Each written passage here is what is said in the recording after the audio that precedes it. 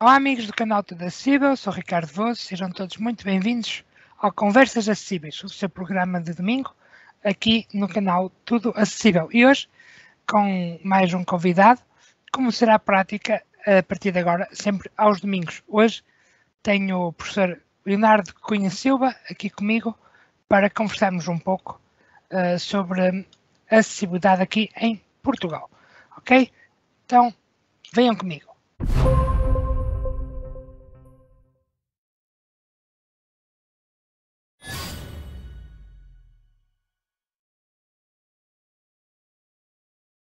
Mas antes peço para que vocês deixarem aqui o seu like, compartilharem muito o nosso vídeo e se inscreverem no canal. Isso é super importante para o nosso crescimento. Não se esqueça de passar para as nossas plataformas, o grupo do WhatsApp. Também podem passar no Facebook, no nosso perfil do Facebook e também no canal do Telegram. Temos lá todas estas plataformas onde vocês podem interagir mais diretamente connosco. Recomendamos que passem ainda nos nossos parceiros, o canal Toca da Mal e o QR Mudo, que são os nossos parceiros mais antigos, os canais Histórias Esquecidas e Futebolisticamente Falando, e também agora na Rádio Onda Nacional, nossa parceira aí também, a nossa rádio parceira. Então, meus amigos, recadinhos dados, sem mais demoras, vamos para o vídeo.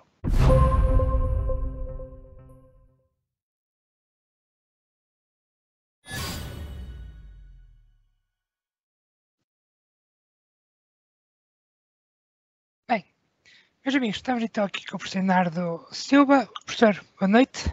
Boa noite, Ricardo, e todos os ouvintes do clube.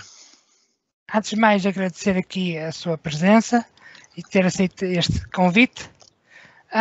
Professor, antes de mais, eu já o conheço, mas vamos falar um bocadinho de si. Portanto, vamos fazer uma espécie de tipo apresentação de quem é o professor Leonardo, quem é o professor, digamos assim, a sua biografia, digamos assim, por alto, claro, o que quiser contar. Certo, para as pessoas me conhecerem um pouquinho melhor, eu sou Leonardo Cunha da Silva, sou licenciado em História, estive muitos anos a lecionar História, mas depois fiz a especialização na Educação Especial, na especialidade do domínio da visão, e atualmente trabalho a dando apoio a alunos cegos e com baixa visão no sistema educativo estatal. Portanto, como muitos ouvintes são portugueses ou brasileiros, do Estado, em escolas públicas do Estado. Sim, até porque dizer que muitas vezes os nossos amigos do Brasil não têm essa ideia, porque lá o sistema é um bocadinho diferente, mas aqui em Portugal, professor, as pessoas com deficiência no geral, as pessoas cegas também em particular, normalmente têm por prática ser integradas em escolas, quer dizer, escolas públicas. Exatamente. Portanto, eu compreendo o que quer dizer é o seguinte: as crianças e jovens com deficiência em Portugal, regra geral, seguem o percurso da escola regular. São integradas em escolas regulares, são integradas em turmas. São muito pouquíssimos os raros daqueles crianças e jovens que não vão à escola pública, só caso de deficiências extremamente graves. Mas mesmo assim, se a vontade dos pais for que de alguma forma tenha alguma frequência na escola regular, o sistema não rejeita a frequência desses alunos. Portanto, aqui depois, a outra questão que se põe é para os alunos com deficiência, há aqueles que seguem o currículo regular das turmas, são aqueles que, no caso da deficiência visual, que só tenha deficiência visual, sejam eles cegos ou com baixa visão, seguem o percurso da turma, o programa da turma, e depois há aqueles que, além da deficiência visual, têm outras deficiências associadas, nomeadamente intelectual, ou que de alguma forma afeta a parte mental ou intelectual, seguem já um currículo que atualmente é designado de currículo adicional. Uhum. E esse não segue o currículo normal. Portanto, adquirem um conjunto de competências, mas mais adequadas ao seu perfil, não é? Ao seu perfil. Já agora, digamos assim, até para deixar isto bem claro, embora eu estou a fazer aqui um bocadinho de papel de quem não sabe, mas conhece a realidade muito bem, como o professor sabe. Mas para quem não conhece, as pessoas com deficiência em Portugal, na escola, o professor considera que são bem integradas, tanto para o sistema como para os colegas, para os professores, ou, pelo contrário, acha que nem por isso e era preciso mudar alguma coisa por aí? É assim, eu acho que, nessa particular, já houve melhores dias para essa integração, para essa aceitação melhor da comunidade educativa dos alunos com deficiência nas escolas. Eu vou tentar explicar isso, que é o seguinte. Portanto, atualmente, dizer que a inclusão que está é bem feita, que quer professor, quer colega da turma aceitem bem, não posso dizer isso, porque de facto não é verdade. Eu penso que a situação era melhor quando os alunos com deficiência eram poucos nas escolas regulares. Eram poucos, e os poucos que iam para as escolas regulares eram aqueles que davam alguma garantia de sucesso educativo. Com a massificação do ensino, com a inclusão generalizada de crianças e jovens com deficiência nas escolas regulares, a impressão que eu tenho é que há alguma rejeição, quer por parte de professores, no geral da comunidade educativa, e por parte dos colegas, e eventualmente a pais dos próprios alunos da turma, onde está esse jovem com deficiência. Porque, pronto, por vários motivos, entre os quais há aquela ideia que se tem, por exemplo, com deficiência na turma, prejudica a aprendizagem no geral. E a professora considera que prejudica? Eu entendo que depende, no geral, assim, não prejudica, desde que o professor esteja atento e que os alunos da turma também se esforcem um pouco. O que é que vai acontecer? Que vão atribuir, eventualmente, aos alunos com deficiência algum mau aproveitamento que a turma tem, mas a turma tem porque, infelizmente, há pouca vontade de trabalhar também no ensino, também para aprender, não é? É dizer, atualmente há muito trabalho, não há muita gente para trabalhar, e no ensino também nem todos os alunos têm aquela vontade, aquela determinação, aquele empenho que é necessário para estudar. Porque estudar exige esforço, exige algum sacrifício, é natural, não é? Portanto, e às vezes há aquela tentação de culpar eventualmente um colega com deficiência na turma, não é? Mas é errado. E até, diga-me, já agora, por curiosidade, nós temos visto aqui em Portugal, e agora sendo, mas já voltando a entrar no assunto, nós temos visto alguns movimentos extremistas aqui em Portugal a crescer. Também acha que tem alguma coisa a influenciar por aí a não aceitação no geral, ou acha que isso já é de trás, já é, digamos assim, endémico? Ricardo, eu penso que os movimentos extremistas, neste particular, não têm influência nenhuma. Tem influência a evolução da sociedade em geral, que é uma sociedade egoísta, individualista, e cada pessoa muito virada para si, muito virada para o individual e menos para o coletivo. Com a evolução das tecnologias, que se por um lado é bom, isola muitas pessoas, ou seja, não leva com que a pessoa não socialize. As pessoas acham, por exemplo, que às vezes 1 minuto ou 2 que é importante, porque podiam dar mais uma espreitadela num Facebook, numa rede social ou no WhatsApp, etc. E então vivem muito obcecado com esta questão da falta do tempo, porque na informática nunca sabe tudo, nunca se... Claro. Há sempre informação que se pode adquirir. É mais por essa via. No entanto, só para ficar aqui claro, a legislação portuguesa é boa no tocante à inclusão.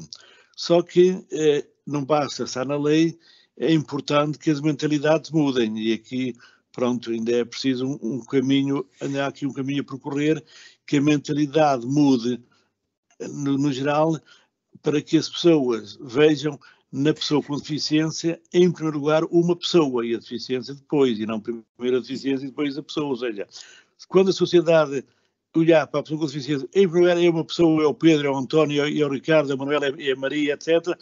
Eventualmente depois pode ser que tenha essa aquela deficiência. Quando as pessoas identificar a pessoa com deficiência, estamos errados, não é? E, professor, até me permita o seguinte... eu estou a focar mais na educação, porque também o professor é professor, não é? Quer dizer, estou a focar um bocadinho mais nisso, mas indo até um bocadinho por aqui, nós vemos que em alguns países aquela tendência de criar escolas, digamos assim, escolas próprias, por exemplo, para pessoas cegas, escolas próprias. Escolas especiais. Exatamente. Escolas no sentido só para aquele tipo de deficiência, sim, deficiência, sim. Né? De público, digamos desta forma. O professor acha que isso seria uma boa ideia? Acha, pelo contrário, que não? Qual é a sua posição sobre isso? Não, Ricardo, essa questão, de volta e meia, veio de cima, que era porque é que essas crianças não estão em escolas especiais. As escolas especiais, em Portugal, foram abandonadas nos finais dos anos 80 e início dos anos 90 de uma forma definitiva. Portanto, hoje em dia, não podemos estar aqui a falar que era melhor uma escola especial para um cegos isto ou aquilo, porque de facto não há essa possibilidade. Não há, ali não permite. Porque depois isto eventualmente traz outros problemas, que é o seguinte, que é, não é possível ver uma escola para crianças cegas nas suas próximo da sua zona de residência, porque não é, porque quando elas existiam em Portugal, existiam em Lisboa, Porto e Coimbra, não é? E as crianças dos extremos tinham que ir para esses colégios, era o nome que lhe davam, para essa cidade. E alguns, pronto, os pais, por uma ou por outra, aos 5, 6, 7 anos, não queriam deixar os seus filhos, que eram pequenos, ir para escolas especiais, e ficaram em casa sem fazer a sua escolaridade. A minha pergunta, professor, era noutro sentido, se acha que esse sistema seria melhor? Ou esse sistema, digamos assim, não se ganharia grande coisa em voltar a ver? Eu estou a compreender, é o seguinte, tenho que dizer aqui, se dissermos que o sistema educativo nos colégios era bom, em termos enquanto sistema educativo, a minha opinião é que era bom. Eu conhecer ao nível daquilo que era as áreas específicas na altura, ao nível do Braille, da tecnologia, na altura era a datilografia, a orientação e mobilidade e a atividade diária, era bom. Só que as crianças estavam desenraizadas do seu meio familiar e da sua zona de residência. Só conviviam com crianças com a mesma deficiência. E depois, o existir essas escolas especiais impedia que muitas crianças fizessem a escolaridade porque estavam longe. Agora, há as duas opiniões. No entanto, eu acho que no sistema regular, é onde as crianças aprendem. Porquê? Porque a vida faz-se vivendo na sociedade. Eu lembro de ter lido uma vez um texto qualquer que é assim: se nenhum peixe aprende a nadar fora d'água, também nenhuma pessoa com deficiência aprende a viver fora da vida. Ou seja, ele atribuía que vivendo nos colégios era fora da vida, ou seja, era viver num reduto sem contacto com o real, portanto.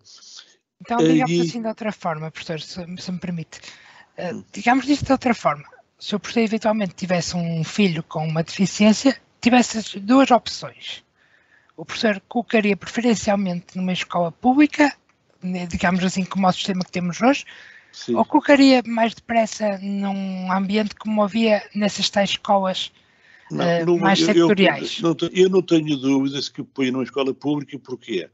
Porque ele vai ter que viver, ele vai ter que viver a vida dele, o que é? É viver em sociedade. Portanto, não vale a pena estarmos a pensar que vai para um colégio, vai lá estar fechado, porque ele eventualmente até podia ser cómodo para ele e para a família passar uns anos no colégio e fazer lá a sua escolaridade.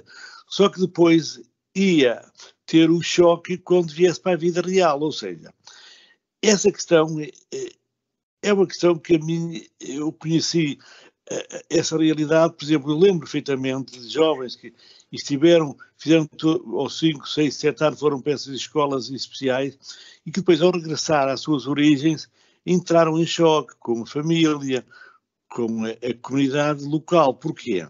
Porque ao viver num colégio, as condições que tem lá para essa vida eram diferentes, eram edifícios com todas as condições que tinham, não é? E muitos deles viviam em aldeias, em ambientes desenraizados, ou seja, como depois tinham que regressar à aldeia, salvo, houve sempre aqueles que depois fizeram o seu percurso em estudos superiores, empregaram-se e pronto, e conseguiram a sua vida. Mas há aqueles que depois foram forçados e não tiveram alternativa para regressar às suas aldeias. E esses depois sentem-se desenraizados, porque se calhar as casas, muitos deles onde viviam, não tinham as condições que tinham os colégios. Vou dar esse exemplo, os colégios tinham água canalizada ou quente e fria, e alguns desses casos que eu conheci tinham que andar aqui, estou a falar há 40 anos atrás, e 30 anos, tinham que andar 2, 3 quilómetros para ir buscar água para ter em casa, não é? Água fria. E água quente tinham que aquecer, ou seja, era toda uma realidade diferente, que não tem nada a ver com aquilo que é hoje. Hoje a sociedade evoluiu. Hoje, pronto, a família também é menos alargada que antigamente, ou seja, hoje os casais têm menos filhos, ou seja, não estou a ver um pai com 1 ou 2 filhos que têm uma deficiência visual aos 6, 7 anos, deixá-los deslocar para centenas de quilómetros para fazer a sua escolaridade, quando pode fazer na sua escola da sua zona de residência, não é? Sim, sim. Professor, e até a sociedade, ainda um bocadinho agora, saindo um bocadinho do ambiente da educação, ainda um bocadinho mais para a sociedade, o professor chegou a ter ter alguma participação em alguns locais, como a CAPO, que há uns anos atrás. Sim. Também conheceu-se de certo a sociedade, digamos assim, fora da deficiência, mais de perto naqueles tempos. E mesmo continua a acompanhar, uma vez que é professor numa escola pública. Sim, eu acompanho continua a acompanhar a sociedade com a deficiência, sim, na geral, sim. Acha que a sociedade, hoje nós aqui em Portugal temos, por exemplo, alguns passos que estão a ser dados, por exemplo, tivemos uma secretária de Estado, não sei se vai continuar neste novo governo, mas pelo menos já tinha uma deficiência que era cega, total, se não me falha a memória. Sim. Tivemos, por exemplo, bem mais recentemente aqui em Braga, um padre a ser ordenado com uma deficiência visual a 100%, ou muito perto disso. Quer dizer, a própria... Sim, exato. E, quero dizer, a própria sociedade parece, assim, para quem vê de fora, mais inclusiva ou só fogo de vista, digamos assim? A sociedade tende a ser mais inclusiva e se-lo-á. Só que aqui é mais inclusiva ao nível da parte dirigente, ou seja, o facto de ter uma secretária de Estado cega, pronto, denota que a sociedade está mais aberta. O facto de haver um padre ser ordenado é algo recente, porque a Igreja há uns anos atrás não permitia isso, formar padre, que depois os padres ficassem cegos era uma coisa, mas aceitar logo de início a formatura de um padre cego não aceitava. A nível da culpa, as coisas têm vindo a mudar.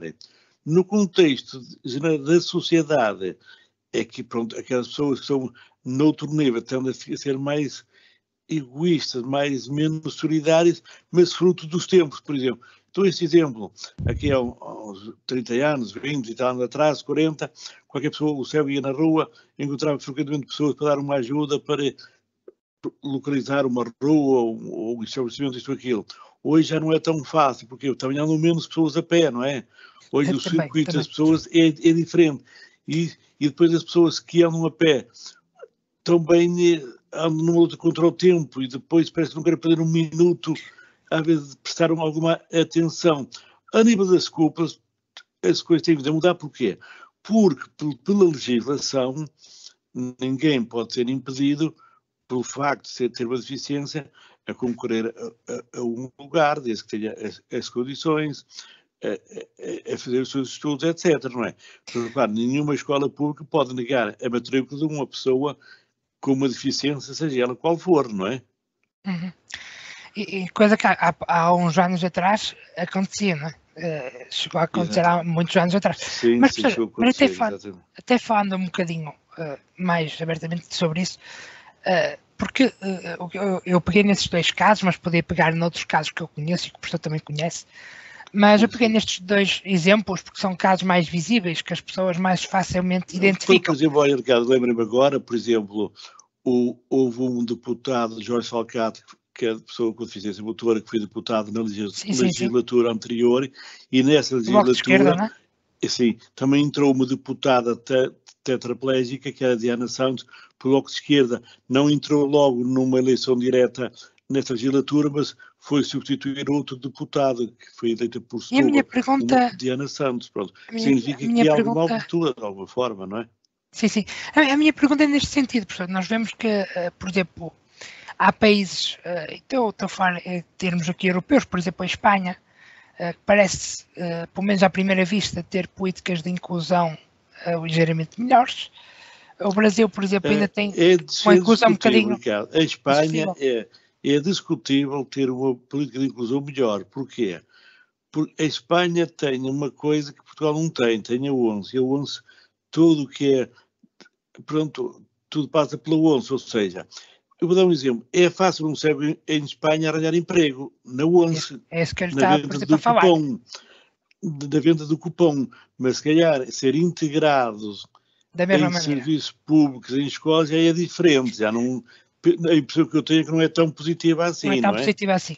Mas por exemplo, professor, dando este exemplo, por exemplo, nós no Brasil ainda hoje, por exemplo, que é um país que também nos segue aqui muito no Tudo Acessível e também temos sempre preocupação em falar do Brasil por causa disso, são muitos os que nos acompanham. No Brasil a política de inclusão ainda hoje é um desastre, comparado connosco. Sim. O professor acha que, digamos assim, olhando, por exemplo, para o caso do Brasil, nós temos o governo, por exemplo, a preferir pagar a uma pessoa com deficiência para ficar sem trabalhar do que arranjar um emprego onde ela se possa adaptar. Nós aqui em Portugal temos um problema, por exemplo, com o emprego. Você sabe que hoje temos muitos deficientes de várias deficiências, não só visuais, com dificuldade a arranjar emprego. Em geral. Que passos a sociedade deu nos últimos anos para tentar incluir melhor essas pessoas? No geral. Há aqui duas coisas que é importante falar.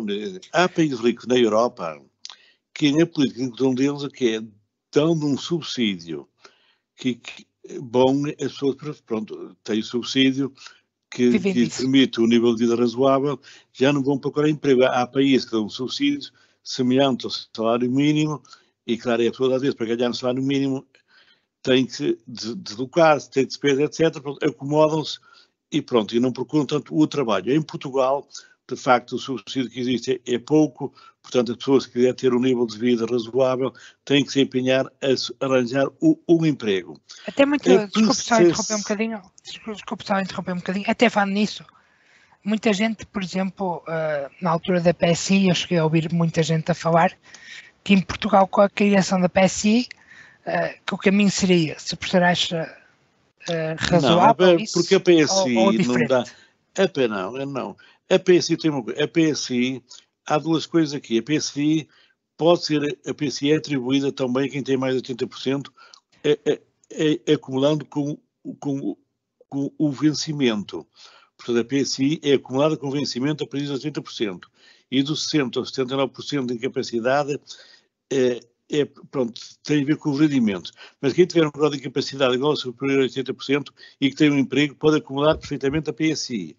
Agora, uma pessoa que não tem emprego, que vive só da PSI, não garante um nível de vida razoável fora daquela pobreza que se conhece, não é? Porque os 265 euros para Portugal é manifestamente pouco, não é? Não garante.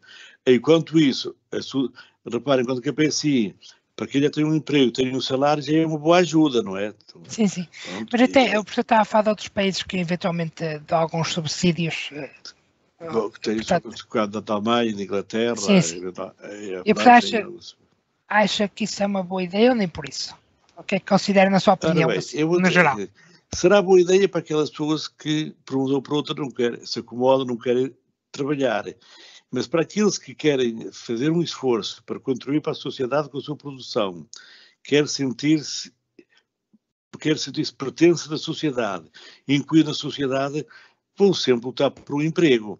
Porque, pronto, quem estuda, até uma licenciatura, fazer depois aquela parte de mestrado e profissional, é para, de certa forma, fazer exercício daquilo que estudou, porque fazer andar a gestão dos anos para depois ficar em casa via de subsídio é manifestamente pouco e é frustrante, não é?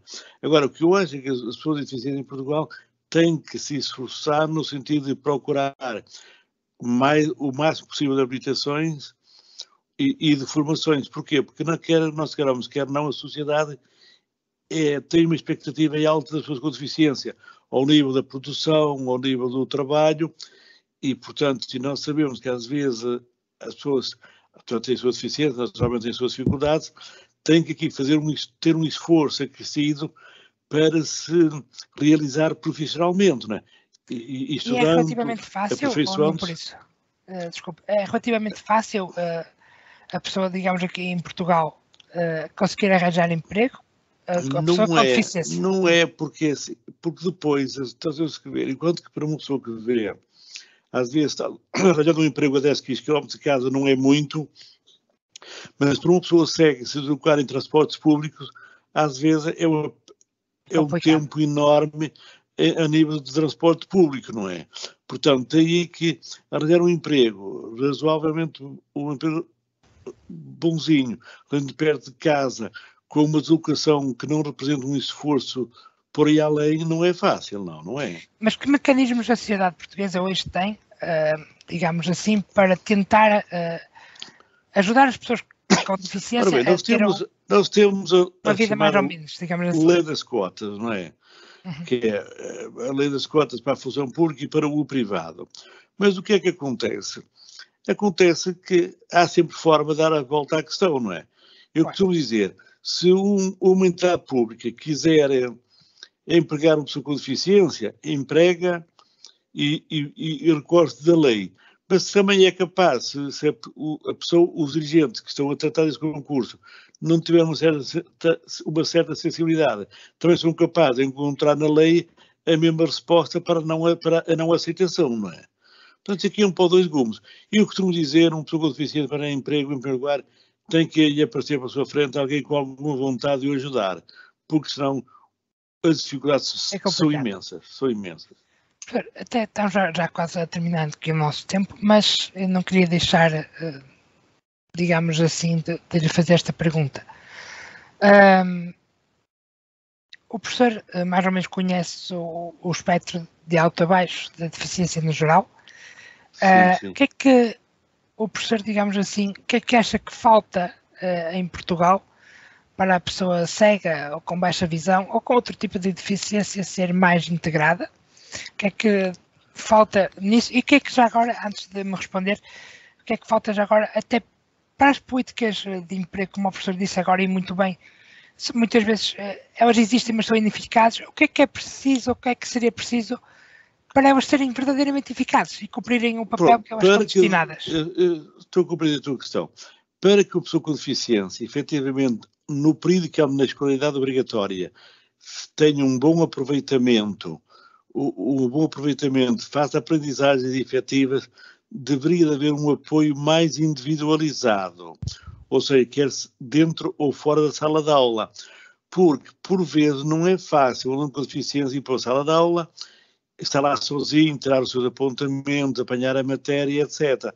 Enquanto o acompanhamento individual permitia produzir mais material ao nível do estudo, ao nível de apontamento, ao nível de resumos, etc. Portanto, aqui a situação, para melhorar a situação nas escolas públicas, seria uma aposta maior no apoio mais individualizado à pessoa com deficiência, sim.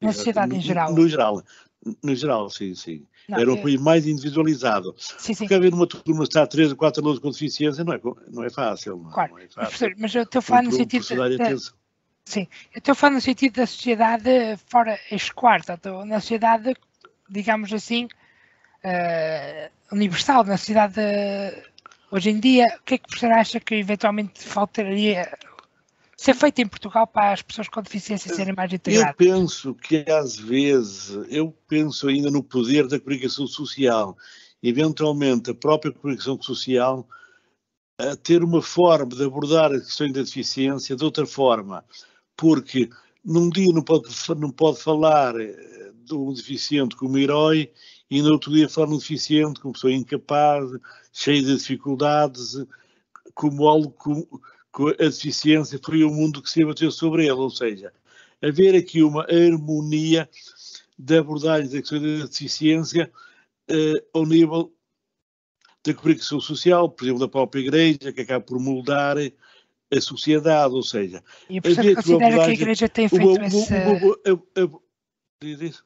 considera que a Igreja tem feito esse papel nos últimos tempos? Tem vindo a melhorar, ou seja... Que passos deu, assim, de repente, por alto? Estão a mudar, às vezes, da própria Igreja, o próprio termo como designa as pessoas cegas, em vez de não usar o termo ceguinho, não usar o termo invisual, não usar o termo coitadinho. Isso é muito curioso. E falar sempre aquelas questões das pessoas, estão a falar sempre, em vez de falar em deficiente ou portador de deficiência, é falar as pessoas com deficiência, usar uma terminologia mais abrangente, mais... Você tocou aí num ponto que eu nem ia abordar, mas portanto tocou e acho que devemos eventualmente também abordar isso. Porquê é que o termo invisual é tão, digamos assim, tão fraco de se usar na sociedade? É assim, porque invisual, o in é o prefixo de negação. Ora, invisual quer dizer não visível. Ora, um cego é um ser visível. E assim, eu acho que é mais discriminatório do que... Porque muita gente acha que isso ajuda a pessoa a sentir-se melhor. Não. O termo invisual surgiu em Portugal na década de 20 do século passado para suavizar aquela ideia da pessoa cega, do cego. Para suavizar. Porque entendiam que a palavra cego que era chocante. Então invertou-se para o invisual. Mas se para um invisual, prefixo dizer não visual. Eu posso dizer, olha, Ricardo, tu estás com péssimo visual. Se estás com péssimo visual, estás invisual, não é? Não visual. Ou seja, é neste sentido, porque as pessoas cegas que tenham sido reabilitadas ou que tenham uma noção da sua reabilitação, o termo cego não é chocante. O termo que eu de facto não suporto é o termo ceguinho, por exemplo. De acordo, porque dá uma ideia de rejeição, não é? Uma ideia de rejeição, diferente. O ceguinho. Sim. Que é que as pessoas mais antigas associam? Aquelas pessoas que andavam a pedir pelas festas e feiras, aquela ideia do coitadinho do andar a pedir, não é? Pronto. Que já mudou muito. O ceguinho associado, agora já quase apareceu. Mas ainda existe esse termo. Sim. Portanto, e visual. Não visual, ora, uma pessoa cega é visual. É visível. Pode ter um bom visual ou um visual menos bom. Isso depende de cada um, da forma como se gosta de se apresentar, etc, não é? É mais nesse sentido, não é? Porque cego é uma pessoa que não vê, pronto, é cego. É uma coisa mais normal, quer dizer, mais... Agora, o que se pode apresentar é um cego hoje como herói e amanhã como uma pessoa rodeada de uma montanha de dificuldades, não é? É isso que às vezes não ajuda uma maior inclusão. Para terminar, quase estamos mesmo no fim, falta apenas o professor, já agora, eu tinha-lhe pedido aqui há pouco, fala-nos um pouco o que acha que hoje seria mais necessário, portanto, para as políticas de emprego, né, que falamos há pouco, que são ineficazes. O que é que acha? As políticas de emprego é haver uma formação profissional específica para a função. E ela existe em Portugal? Não existe, não. Isso não, claro que não existe. Ou seja, uma pessoa, vou dar um exemplo, não pode ir trabalhar para vamos imaginar como ainda há pouco tempo uma pessoa que foi trabalhar para uma Câmara Municipal. Foi trabalhar a apresentar em uma central. Uma central que a pessoa era cega, não tinha leitor de ecrã. A pessoa não tinha leitor de ecrã. A pessoa não conhecia, nunca tinha contactado com uma central. Ora, a pessoa esteve ali uns dias sentada na cidade sem fazer nada. Ora, isso é constrangedor, isso causa uma péssima impressão e que depois, se as entidades responsáveis não forem assim muito tolerantes e compreensíveis, afinal ela não consegue fazer nada e vão embora, não é? Ou seja, deveria haver aqui uma entidade que já houve no passado, chamada o colocador. Houve um tempo em que existia no centro de emprego o colocador, no centro de reabilitação também existia um colocador, que era a pessoa cega, ou quando digo cego, ou de baixa visão, Sim, ou sim. até com deficiência, quando se apresentar a um emprego para ir trabalhar efetivamente, devia de ter uma formação específica para aquilo e não ser entregue, por exemplo, por um cego que tem uma central que nunca lá tenha trabalhado, por amor de Deus, quer dizer, não é correto, não é?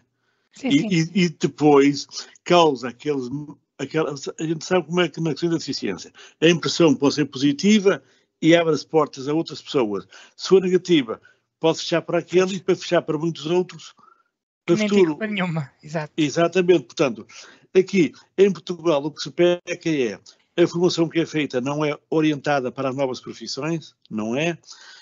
Mas independentemente disso, deveria haver uma figura de colocador ligada ao centro de emprego, uma entidade qualquer, que fosse fazer um inventário das possibilidades do emprego para a pessoa com deficiência, fosse ela qual fosse a deficiência, para quê?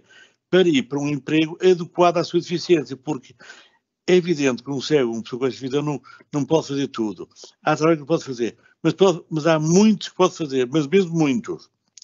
Daí o papel do colocador, para conhecer a realidade de um serviço público, de uma empresa, para dar a melhor rentabilidade possível. Porque é que nós queramos, quer não, quer as entidades públicas e privadas, esperam uma rentabilidade da pessoa que for admitir, não é? Claro. Aqui, para mim, era colocador e formação específica para a profissão que a pessoa vai desempenhar, ou quando for desempenhar uma profissão, passar por uma formação orientada naquele sentido. Mas nesse sentido, o Valor T, que foi lançado há relativamente pouco tempo, não tem tido um papel ativo nisso? Aquele serviço Valor... Valor T, não é? Valor T, sim, era bem. Eu na altura falou-se muito, não tenho acompanhado, também não tenho havido notícia, mas aquilo era mais na coloca para arranjar emprego para pessoas com deficiência. Até nem sei se tem arranjado alguma coisa ou não é? Sim. Não parece que tenha a ter um sucesso para ir além, não parece. No entanto, há pessoas com deficiência que vão conseguindo arranjar o seu emprego por seus meios e vão conseguindo triunfar. Outros perdem os empregos precisamente por não ter esse acompanhamento, não é?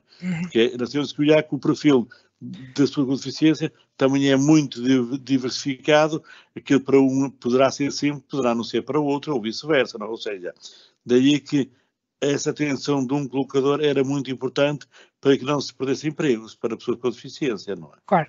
Professor, se quiser dar umas últimas palavrinhas, estamos no final do nosso tempo. Se quiser... Não, pronto, apenas dizer, parabéns. Eu, a realidade do Brasil, tenho conhecimento que na nossa escola, como Portugal está a receber muitos imigrantes brasileiros, teremos 3 alunos cegos brasileiros que, entretanto, vieram para cá viver para Braga e estão no nosso agrupamento, não é? Eu digo com deficiência visual, mas há outros sem qualquer deficiência. Bom, de facto, pronto, e também, a ver se comenta-se o sistema de ensino lá, e lá o ensino é bastante mais fraco do que aquilo que nós temos cá, não é? Portanto, será que agora que essas pessoas, portanto, com a nossa deficiência, por acaso, não tinha falado nisso, mas de facto é verdade, temos muitos brasileiros a vir para Portugal. Braga, mesmo já 10 em cada 100 pessoas são brasileiras, de origem brasileira. Você acha que, digamos assim, é mais difícil para, por exemplo, um brasileiro que venha para Braga ou para outra cidade qualquer, acha que é mais difícil integrar-se cá sendo de outro país? No sentido, mesmo de ter a deficiência? Ou não tem problema? Integra-se bem. A ideia que eu tenho no meu agrupamento e tem lá 200 e tal alunos estrangeiros, integram-se bem. Estou a falar no sentido da deficiência, portanto, tendo a deficiência... No caso da deficiência, então vou para as turmas e também a receptividade é positiva, é boa. Então, professor, agradeço-lhe ter estado por cá. E parabéns ao vosso canal do Tudo Acessível, está bem? E a todas as plataformas que eu sigo no essencial, ok? Ok. O professor também já tem sido... Muita felicidade. O professor também já tem sido um apoiador desde sempre do canal. Exatamente, sempre, desde o início. E, portanto... E vou divulgando para os alunos, com deficiência, exatamente. Professor, às vezes surge uma dúvida pontual, tem uma altura acessível. Quando há uma branca, eu digo, bem, eu estou tudo acessível, que lá é capaz de encontrar. E nós agradecemos isso. Então, boa noite. para todos e para a sociedade, está bem? Antes de terminar, só então dizer que foi um gosto estar aqui consigo. E vocês já sabem, nós voltaremos amanhã com outro vídeo, comigo ou com algum elemento da nossa equipa. Foi um gosto para todos. Boa noite e até aos próximos vídeos. Tchau!